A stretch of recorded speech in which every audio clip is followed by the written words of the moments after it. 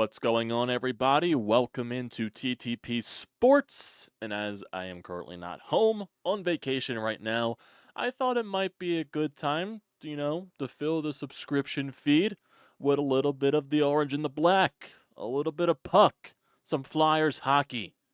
Getting closer and closer towards the start of the regular season. That is crazy, in my opinion, that it's coming up on us that quickly at this point. Basically, this offseason was very long. I wouldn't say it was very long. It actually went by very fast at the end of the day. And we're basically at the start of training camp. It didn't start that long ago with rookie camp and all that stuff, the full training camp. And then you get the first preseason game action last night against the Washington Capitals. Flyers won that game 6-2. And when I'm recording this right now, it's Monday afternoon, and this is before they play their next preseason game against Montreal, which is supposed to be Monday night. So there's basically going to be no reaction from that. I'm probably just going to react to, highlights and snippets from yesterday's game and really just talk about, the fullness of training camp and, expectations going into the season and how expectations probably should be garnered because it definitely is going to be a very intriguing year for the Flyers. I think, honestly, it could be a very exciting year. It should be a very exciting year just because, one, we're seeing Matvei Michkov in a Flyers uniform. One, that should be exciting in itself because, obviously, this guy is supposed to be the face of the franchise now for the future, the now and the future, and a franchise changer, potentially. And that's exciting to say the least. And, you see everything through the rookie game, and it's like there's been nothing really. He scores a goal in the rookie game, which was very nice. He tucks one, around the goalie pad, has to, squeeze the stick in the puck through the left skate of the goaltender for the Rangers and just find a way to get it into the, beyond the post, which was very nice to see. He was probably going to score in one of those rookie games. It's just that, and he also played in the first preseason game yesterday, recorded, a point, I believe, at least 1 point. So, influence being put out there. He's making a name for himself, which obviously was going to be the case from a guy like a Matvei Michkov, and that's basically what this entire season is going to be from that standpoint. There's also definitely some other intriguing factors. Jett Luchanko, the recent first round draft pick from the Flyers, this past draft, he's making some name for himself in training camp. He had a point or two in yesterday's game as well. He looked really good in the rookie game, and honestly, it looks like kind of him and Matvei Michkov might be developing some chemistry for, sometime in the future. I don't know what the Flyers are going to do with Jett right now as to this season. Torts definitely made it kind of seem like he wasn't going to be the first set of players that get cut from the training camp roster and sent back to wherever they are supposed to go. It does, give that a little inferral that Jett is probably going to be staying here. Maybe I wouldn't say throughout the entirety of training camp. That's really just, depends on how much he improves and how much he proves himself to this Flyers organization that he deserves, to play for the full length of training camp. And that also, honestly can apply to Oliver Bonk too, see how long he's going to last in training camp unless he has to go back for one more season, in the OHL playing with the London Knights. We had a fantastic season last year. How is that going to carry over into the pro game? So we're going to see how Oliver Bonk developed. But, with Jett Luchanko, there's definitely some high optimism with him. He's making a name for himself. Very fast, very skilled. And like I said, it looks like he's sort of, a little bit developing that, I would say, chemistry with Matvei Michkov. And maybe there was something that the Flyers knew that we did not know going into that draft. But hey, that's all, time based. We don't know what is eventually going to end up being. We don't know if, Jett Luchanko is eventually going to be, a late cut in terms of training camp in the preseason and he gets sent back to juniors, to play out his entire year. We don't know if he's even going to survive the full training camp, and the Flyers give him like that 9-day trial that they can do for certain draft picks and for, players that play over in the CHL. Maybe he gets that 9-day trial, and if he finds a way to prove himself, he stays on the Flyers roster for the entirety of the season, or after that 9-day trial's, up, the Flyers tell him what he needs to improve on. They send him back to his junior team, and that's where he goes and does his thing and improves on his game and goes down and dominates down there, because I definitely would expect a Jett Luchanko to, in another season in juniors. His team, I would assume his team is improved down there because his team that he played for last season definitely was not a good team, and he was the main catalyst of offense for that team down there, or up there, actually, as you say, up in Canada. I don't know why I'm saying down there. Canada's not below the United States, it's above us, so very bad by me. Very bad geography skills by me, but specifically getting back on point, going back to juniors, working on his things. If he does it, if he does get this 9-day trial or 9-game trial period, and you see what he's made of. I honestly wouldn't mind the fact if he does get that chance. That would definitely be a little bit of an excitement. And that can definitely go for some other players, and not necessarily just the very young players that are prospects that are trying to make a push to make the team. But some guys that are on the roster right now. How is Owen Tippett going to improve? Just signing that massive extension, and how is he? Is he going to be a 30-goal guy this year? Is he going to be surpass 35 goals? Can he get closer to 40 goals? Does Matvei Michkov help in that fact? Does an Owen Tippett play alongside of Matvei Michkov? And that depends on who their center is. There's been a lot of talks of possibly Matvei Michkov playing with Morgan Frost. Can Matvei Michkov improve Morgan Frost's game? So there's definitely a lot of things here that could happen that could be very, very exciting going into this season for the Flyers. And if you just go into yesterday's game, the Flyers win that 1-6-2. Yeah, Bobby Brink with an absolutely nasty backhander. That was very fun to watch. Morgan Frost got himself a goal. I believe Joel Farabee had himself 4 points in yesterday's game. This can honestly be a very huge season in terms of Joel Farabee's future with the Philadelphia Flyers. And if he could find a way, because he has very good moments. It's just that sometimes it feels like he does get into towards his doghouse, and he definitely was lower in the lineup in terms of going into the back end of last season. And maybe we're talking about a fully healthy Joel Farabee. He finds a way to improve his game. He's still very young, by the way. How old is he? He's got to be like at least, in his early 20s at the end of the day. So he's not that old whatsoever. It just feels like he's been in the league for so long. He's only 24 years old. So there's still plenty of time for improvement in parts of Joel Farabee's game, because it's basically like the same situation with Sean Couturier. Sean Couturier was in the league since he was 18, and he's only like in his early 30s. Joel Farabee, same thing, been in the league since he was 19. He's only 24, but he's been in the league a goddamn long time. And we'll see what happens. Joel Farabee, really hasn't, because he kind of did have a breakout year in the shortened season after the playoff bubble. He scored a lot of goals and all that stuff, was basically one of the Flyers' best players, but really hasn't been able to show that. There was also injury involved in that factor, and, the team not being good whatsoever, and it kind of does feel like that he's was in towards his doghouse, but it does seem like that Joel Farabee could be blossoming into. He did have the A in this first preseason game, which was probably to expected, being one of the few veterans that are on the team for the first preseason game. But we'll see what type of steps that Joel Farabee takes to progress this season, because, like I said, this could be a big season in terms of his future with the Flyers. Because if he has a good season, he stays with the Flyers. If there's something that, something needs to move on from, and that's a player that you trade on from, kind of like a Braden Shen type of scenario, if you say, even though the Braden Shen scenario was more like getting rid of a center so Nolan Patrick could have a guaranteed spot in the top 6. When you drafted Nolan Patrick, I wouldn't be, trading Joel Farabee wouldn't guarantee a spot for anybody, but it would be like, okay, right now this guy just needs a change of scenery. It's not working out here, and we'll see how that goes at the end of the day. And it's funny, too, when you talk about last night's game, the Flyers actually scored a couple of power play goals. What is this life? The Flyers' power play actually scores goals. And obviously, this is a joke because it's preseason, but the power play looked good. The power play looked good with all the young players that are on there. And honestly, too, when you look at some other young players as well, this is a huge season for a guy like a Jamie Drysdale. And this guy is very young, too. You got to remember, he's only like 21, 22 years old. And he's been going through a ton of injuries all the time, throughout, the first few years of his career, especially with Anaheim, and especially at the back end of last year being injured and all that stuff. This is really the first season to where he could come in fully healthy, because he's saying he's 100%. So this is going to be a really big year for him. And a lot of people are saying that Jamie Drysdale looks really good out there. He looks fast. He's skating well. His senses are on par. Maybe there's a little bit of a connection there with him and Matvei Michkov.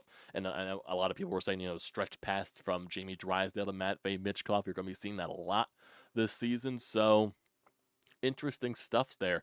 And if Jamie Drysdale can find a way to improve, and he's a guy that can quarterback your power play from the blue line, that could be really beneficial for the power play finally fucking improving. Your power play is going to improve nonetheless, having a Matvei Michkov here regardless. But Jesus Christ, can we just not have a bottom of the league power play? I will take middling power play. I will take middling power play. Honestly, that would be a godsend. If the Flyers can have like a 16th, 17th ranked power play, 18th, that would be a godsend from 32nd in the league, 12% less than that. And it was terrible. The power play has been brutal for so many years now. I don't know if it's going to improve. I don't know if it's going to get better. But goddamn, I see 2 power play goals in a game. I don't care if it's preseason. I'm going to get excited. I'm going to get excited. You got Farabee with one of the power play goals, and you got Morgan Frost with a power play goal to make it 6-2.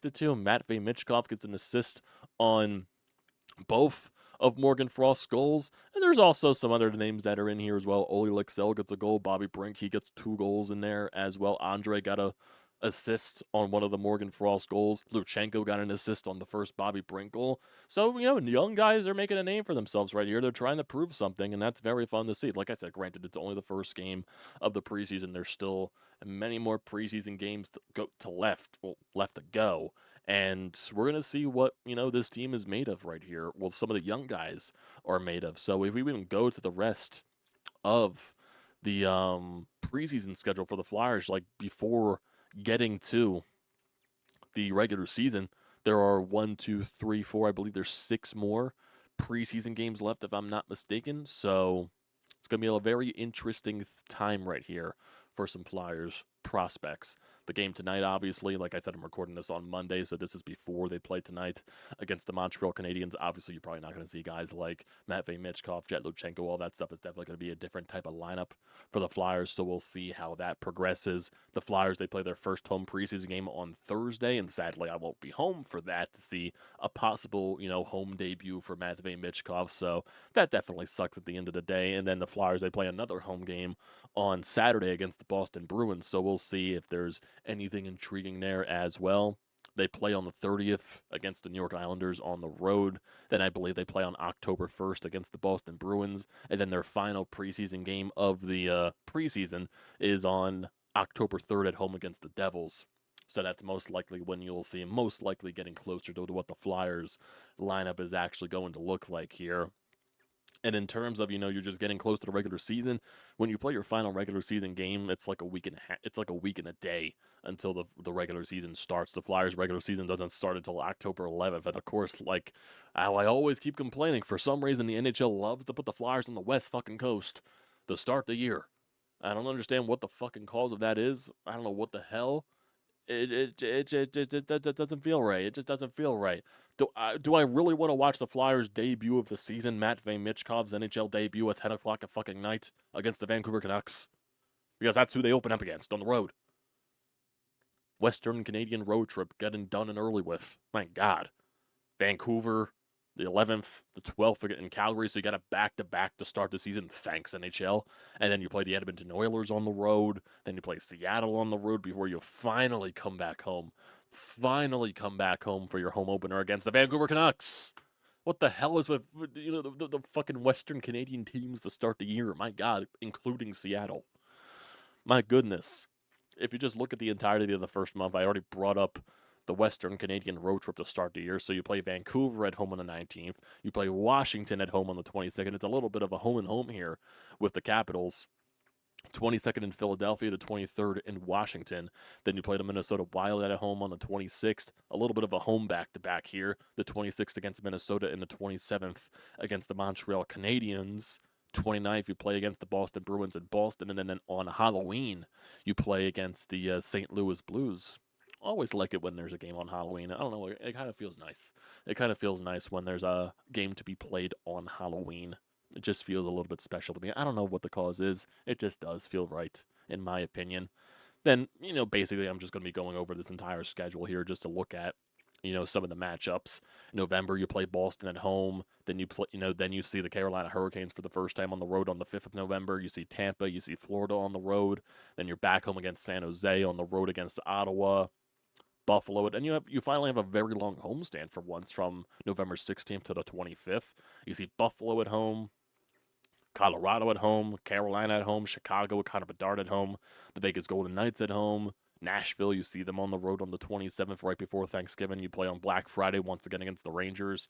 Then you play on November 30th against the St. Louis Blues. Then you get into the month of December. You see Florida for the first time at home. You see the Boston Bruins on the road. Then you see the Utah Hockey Club, the Utah, whatever the hell they're going to be called in the future. First time they come to Philadelphia on December 8th. So we'll see. And it was funny, too. They played a preseason game yesterday, or it was the other night, probably Saturday. And of course, they in true Arizona Coyotes Utah Hockey Club fashion, because even though they're now the Utah Hockey Club, the lingering effect of formerly being the Arizona Coyotes is always going to linger there. They scored their first goal in their own net when there was a delayed penalty. I think there was a delayed penalty or something like that. That's because the net was empty for that reason, I believe. And of course, they were setting things up, and they put it in their own net. They put it in their own net. Oh man, oh man. Then you see Columbus on December 10th on the road, Detroit on the 12th at home, Minnesota on the road on the 14th of December, Detroit on the 18th of December on the road, the LA Kings at home on the 19th, Blue Jackets at home on the 21st, Pittsburgh Penguins on the road on the 23rd. Then you get your Christmas break. Then you go out then you go out for your California trip. Anaheim, LA, and San Jose mixed in with the Vegas Golden Knights. You also see Toronto to end off that road trip. You see Toronto again at home in January. Dallas, Anaheim, Florida. Just basically going through the entirety of the schedule right now. You don't see the New Jersey Devils for the first time until the end of January, so that's definitely very weird in that case. You go to Utah for the first time in February, and then you get a long 2-week break because of the World Hockey thing that they're doing or something like that. I forget what they're doing, but you get a nice 2-week break at that point. That's definitely going to feel very weird at the end of the day. Then you're going to have a lot of games in the month of March. A big, good old 7-game homestand right here in the beginning of March. That's crazy. And then basically, the season is going to end around April 17th, so a little bit later than normal. That's because of that 2-week gap in the month of February, but should be a very exciting season.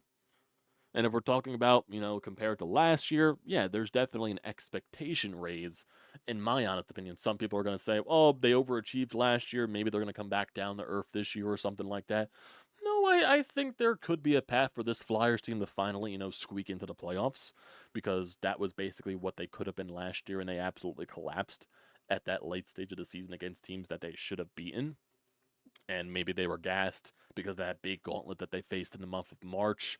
So maybe there's an experience and a learning lesson there for this Flyers team. Still a very young team in general, filled with veterans, and maybe that was a good learning process for them. So now they'll be more prepared for something like that, to where they don't get gassed, or to where they know how to figure it out when the times get tough, and they figure out a way to grind out some wins to where you can find a way to squeak into the playoffs. There's definitely going to be some question marks surrounding this team, of course, when it comes to mainly the goaltending situation, because Sam Ersson, obviously, he's most likely going to be the number one, and, got off to a hot start last year. Then the whole Carter Hart situation happened. He was thrusted into the number one role, and he looked good at most times, but then, eventually he hit a wall.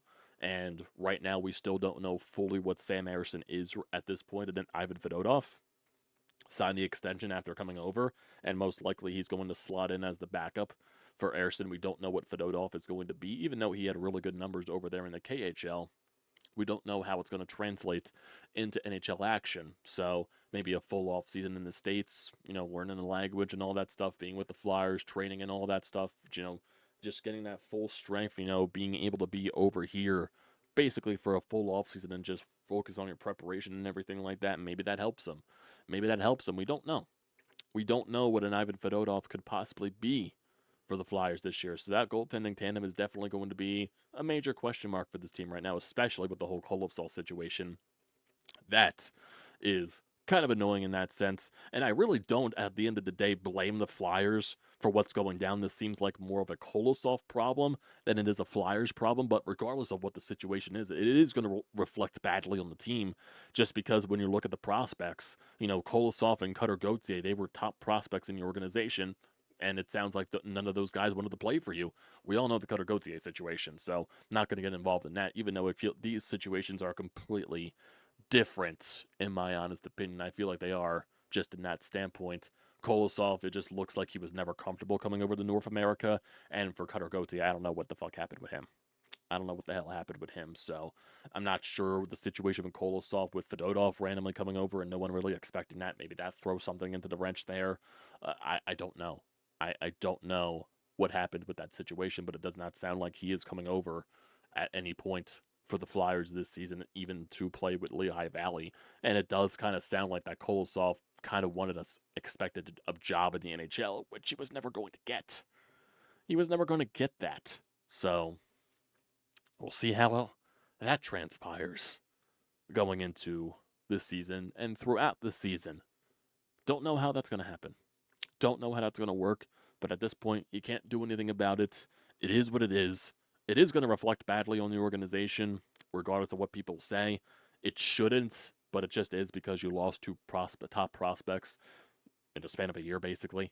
So even though you still have Kolosov under contract, you really can't do anything besides terminating the contract or even trading him. So there's just really nothing you can do about it at this point until, unless Kolosov changes his mind. So I have no idea how far that goes from here. But just getting back to the team in general, just looking at some other players that are on here, how is Morgan Frost going to continue? Is he going to finally, have a breakout year with possibly him playing with a Matvei Michkov, help him surpass 60 points, bring out that, offensive capability that is within his system. So there's definitely some intrigue right there. How is Sean Couturier going to be, another season healthy? So Coots was really good in the first half last year, really died off. And then that whole situation with him being named the captain, him really struggling towards benching him for, healthy scratching him for a game or two. So that was definitely crazy in that fact. It sounds like, Coots not happy with Torts and everything there. How is this going to work out this year? Coots being the captain and everything. How is that going to transpire? How is, Couturier going to work through that? Question mark there. Already brought up Owen Tippett. How is he going to continue his goal scoring ability? Tyson Forster. How is he going to improve on his rookie season scoring 20 plus goals? So there's definitely some intrigue right there. How is Bobby Brink going to develop? Who else? Travis Konechny. This is the last season technically of his first, last year of his, before he gets paid the big bucks starting next season. So what's Travis Konechny going to do? How is he going to continue being who he is, basically? Is he going to continue, scoring, being that, goal scorer, 30 plus goals, getting you at least 70 points or something like that? Could that be what a Travis Konechny is? We'll see as that progresses throughout the season and it really goes to, and for defense. How is Sanheim? He had a strong year last year, kind of fell off a lot at the end, but he started off very strong. How can Sanheim find a way to keep that up? Cam York, it sounds like John Tortorella really loves Cam York going into this, training camp, and it looks like Cam York put on a little bit of muscle, so definitely is a lot of intrigue around Cam York. How is he going to continue his development? Same thing goes with Jamie Drysdale. Now that he is fully healthy, what is a full, healthy experience of Jamie Drysdale like? And like I said, there definitely was a lot of intrigue surrounding him in this training camp. So we'll see how that progresses. And if you're just looking at the rest of the defense, Rasmus Ristolainen's always going to be a question mark. Is Emil Andre going to make a name for himself? Nick Sealer's a part of this defense. And I'm trying to, who else? Names that are not even coming to mind right now in terms of this defense, right? And everything there. You got Sanheim, you got York, you got Drysdale. You got Ristolainen if he's fucking healthy. You got Nick Sealer.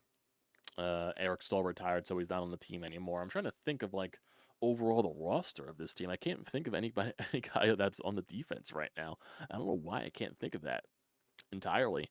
So if I just look at defenseman.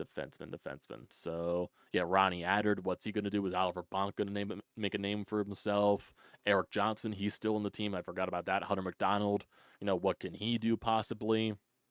Yegor Zamula, that's another name that's brought out there. He's been very huge and, being very close with Matvei Michkov and Ivan Fedotov, so that definitely helps in that situation. Yeah, so right now it's a lot of intrigue, I would say, with this Flyers roster. Just even looking at some of the forwards here, just even to bring up some other ones. Who else? Who else? Who else? Noah Cates. Noah Cates really had a down season last year after a very strong rookie campaign. Needs some more offensive production from a guy like a Noah Cates. Scott Lawton, is this finally going to be the last year of Scott Lawton in a Flyers uniform? I have no idea. So yeah, that's really where it stands with a lot of the Flyers right now. So we'll wait and see. We'll wait and see. Well, yesterday's game was very fun to watch, seeing Matvei Michkov, Jett Luchanko basically all around the ice, the young guys doing their thing.